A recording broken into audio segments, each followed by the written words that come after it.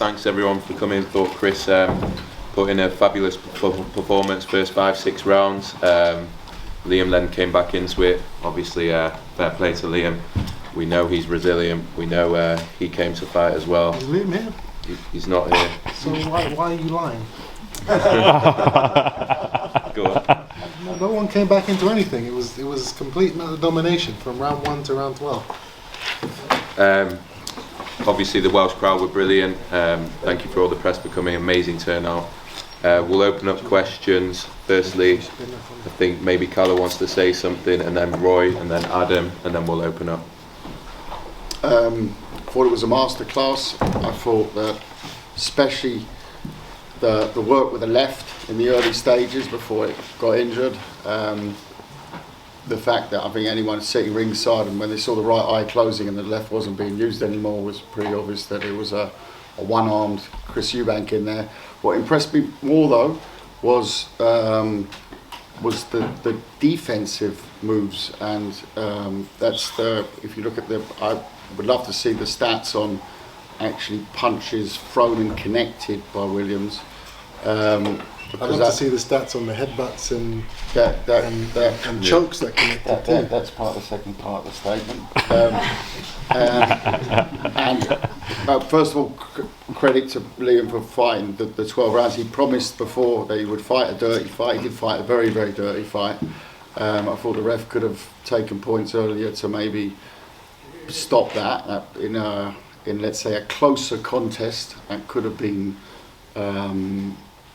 decisive moments, but is what it is. Credit to him for putting up the 12 rounds, and look, he's a family man. Good luck to him in the future. We move on. We've said this year's the big year. It's obviously kicked off in the right way, and we're looking forward to the big fights that will keep coming. Tonight was a big fight. We're not putting it down, but not after the fight saying, "Oh, tonight was." We built it as a big fight. It was a big fight, and it was a great performance. Roy? I'm just very proud of Chris to see the improvement on the things that he always improves on. He seems to improve every time we get together, and I'm just like I said, you couldn't ask for a better student of the game. Somebody that wants to learn and goes out and shows what they've learned. It's very difficult to do, especially when somebody like me is asking of you, but he goes out every time and he impresses me every time I see him. So I'm very happy with the performance, and I'm looking forward to the next one. Thank you, Coach. Thank you, brother. From a TV point of view, I thought it was a fantastic build-up. It was exceptional all week in Cardiff. I want to thank Chris and his team and Liam and his team. I thought it was brilliant, and the crowd tonight, phenomenal. This is what we want to do, put big fights on. With the atmosphere here was great. Great for who? Huh? I thought, listen, did you not enjoy it? Maybe speak for yourself, man. Did you not enjoy it? I'm sure someone threw something at me on my way into the ring. Well, apart from that, I thought you might sort of enjoy the pantomime villain. But I thought the fight was. I thought Chris was brilliant for the first few rounds. I was surprised he didn't sort of push for the stoppage. Credit to Liam for sort of hanging in there. And look, Chris goes on now. He fights for a world title, hopefully next fight. The hand, yes. I thought the left hand was brilliant in the first 4 or 5. Obviously, that's obviously the reason. But Liam, huge credit for sticking in there. Tough to get out, and look, we're really pleased with the event. We've got a fantastic February, and we'd like to get Chris back in for a world title in the next 3 or 4 months when that hand's healed up. Open up for any questions for Chris. October Red Boxing, I'd just like to say congratulations on your win. Chris, well done. Thank you. Congratulations to the coach. Your evolution, the change in style. Talk to us a little bit about that, because we saw once again a new and evolved you, a calm, collected boxer, a boxer that showed that IQ. What did you expect from Williams, and how was you able to counteract that? Because you did almost get him out of there in the first couple of rounds. Yeah, I mean, I did want to show, I came into this fight wanting to show a different side to myself anyway. I didn't want to knock him out and finish the fight in the first round. And I probably could have done it if I'd pressed it, those first 3 knockdowns. If I'd really pressed, I probably could have done it. But, people, I'm so sick of people saying, oh, he doesn't have a jab, he doesn't have any foot movement, he doesn't have any defense. I was like, what, let me show these guys something. Let me show them a different side. Let me work on the things that me and Roy have been, you know, practicing for all this time, you know. So that's what I did. We talk one more question. We talk about game plan. We saw that he's quite a relentless fighter. He likes to push forward. You were able to catch him with a nice hook and an uppercut, and he kept on falling into that shot. Was that part of your plan? We knew he was going to come dirty. We knew he was going to try everything he could to take the fight to me, whether it was in or out of the rules of boxing. But we dealt with it, you know. I don't complain. You know, I'm upset that the referee didn't take a point, at least one, during that fight for the amount of headlocks and headbutts and everything else that was going on. You know, he's pushing his hand up into my face a couple of times. I actually had to bite him at one point. Wow. I never bitten anybody in the ring before. I bit him. He put his arm around my neck and was squeezing my neck, and his glove was kind of close to my mouth, so I gave it a bite as hard as I could. I'm like, well, if he's going to fight dirty, I'm going to fight dirty. You know, it is what it is. But, you know, it was a fun fight. Thank you. Chris, Matt from Into Boxing.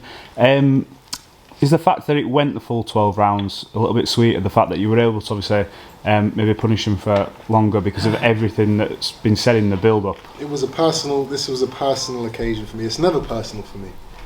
You know, I'll always shake a man's hand after a fight. I didn't do that. I think this is the first time in my career I've ever not done that. I can't remember if I did it with Saunders.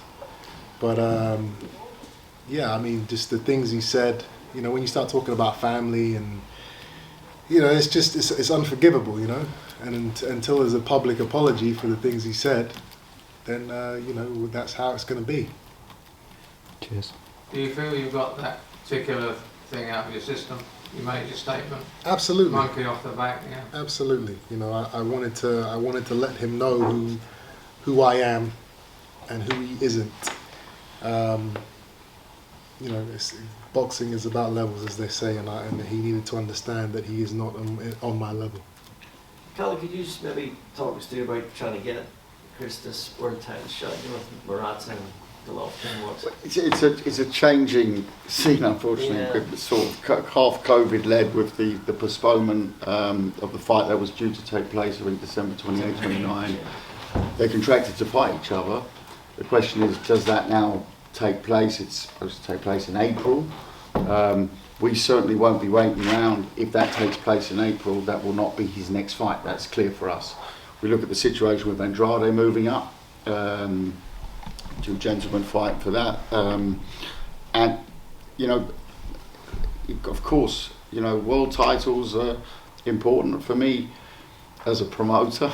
We like big fights. And there's some other interesting names out there. This year is about winning a world championship, but it's also about being realistic on a time plan, and that time plan is something we'll sit down and discuss with, first and foremost, with Chris and Roy, and then with our partners on my left. So, you know, that is happening in due course. But it's, you know, you guys have written long enough about boxing to know that something comes up and something gives that certain element. And I always like to judge a fight if it starts a buzz inside me. If I feel a butterfly in my stomach when I hear that fight come together. And there are some fights out there that tickle you, but at the moment there's a few things that we have to wait on in the next couple of weeks. And you know, we've been there before. We've been there. We'll be there again, and we deliver before, and we'll deliver again. Chris, what would you like next? I'm sorry, I can't give a more precise answer at this moment. Because like you say, Kat, it is too many balls in the air to win it. Yeah, in a perfect world, it's a world title shot against Gennady Golovkin next fight. But that's easier said than done. I understand that. So you know, it's about it's about chasing those championship fights or chasing a big name that the fans can really get behind. You know, no more small fights. No more. Not that this was a small fight, but you know, I had my previous two. They were kind of, you know, they weren't captivate the public's attention like this one did, and like we will make sure the future fights do in the summer and the winter. I want to fight at least 3 times this year. Let me just say something to Golovkin quickly. There was a small bite last night I saw surfaced. I'm surprised no one's picked up on it in here yet. That he called out and said it was a cheap attempt. Now, if the offer of boxing at Wembley Stadium on Sky Boxer is a cheap attempt, I'd like to see the expensive one. And I can assure you that we at Wasserman are very well funded to put a massive guarantee behind this fight for them. So if that's an issue, if it's the money, which I don't believe it is, because let's be honest, there's not many names or fights on that scale. If you look at what Golovkin's done in his career, a fight at Wembley Stadium, you tick that box, that's a big box to tick even for a legend like Golovkin. So that's a gung-ho answer to that one. I don't know, I doubt that came from him. I've known Gennady since he boxed in Germany a couple of decades ago. He's a real gentleman. I don't think that came directly from him, but it was a very strange sort of remark just to absolutely squash that with a firm boot. Chris, Rob Hogan from the Boxing Voice. I just want to ask you about your training, your new style. In your youth, your father sent you over to the Mayweathers, and they train a mostly Philly shell counter-punching style. You went through a phase where you were kind of a high-volume pressure fighter. Are you most comfortable now with this Roy Jones Jr. style, highly explosive, athletic? I mean, at times, even some of your mannerisms were like Roy's. You know, I don't have, you know, a specific style. It all depends on who I'm fighting. And how I feel. You know, I can fight in many different ways. And that's one thing I wanted to show today, was that I'm not just a come forward fighter. I can think, I do have foot movement, I do have a jab. You know, I love the things that Roy is adding to my repertoire. But yeah, you know, it's amazing even at 32 years old that I'm still finally, you know, tuning everything that I've already got and adding things to it. You know, it's great. We have one more question, guys. It's 1 o'clock. It's late. It's been a very nice. So I'm not entirely sure how serious the tweet was, but Conor Ben reacted to the fight today, saying that he fancies his chances at a catchweight. I put that out there 6 weeks ago, and I was declared for insane, by the way. It was about 6 weeks ago in box last. I did put it out there, I said, in the distant future. So sorry for your reaction. I had to jump in because I saw that. Mine was 6 weeks ago, and I was declared for insane. It's not the craziest of ideas. Listen, it's a fight that, if it were to happen, would be, you know, it would be massive. It would be crazy, but it would be, you know, what fight fan wouldn't want to see it? You know, it's two legends, their sons fighting each other. You know, and we're both doing big things in the boxing world. I'd be very surprised if Conor's serious about that. Yeah, it doesn't. You know, it doesn't make any sense for right now. Chris is a massive name. He's going to get a lot of guys calling him out. I think there's also 2 big fights. I know Kel's got a big fight in 2 weeks, and he's been mentioning coming up. So let's see how he does. Billy Joe Saunders is still on the phone to myself and Adam. So there's big British fights out there for him as well. In a couple years, you know, when Ben fills out a little bit, you know, and I want to have a bit of fun, you can get it on, but not right now. I mean, that's, you know, that's also, good. if you look at the names that Chris has faced and the names that Conor Ben has faced, they're still at a very different point in their career. So when I said that at the time, I actually wrote distant future. Jeff, I see you looking at me.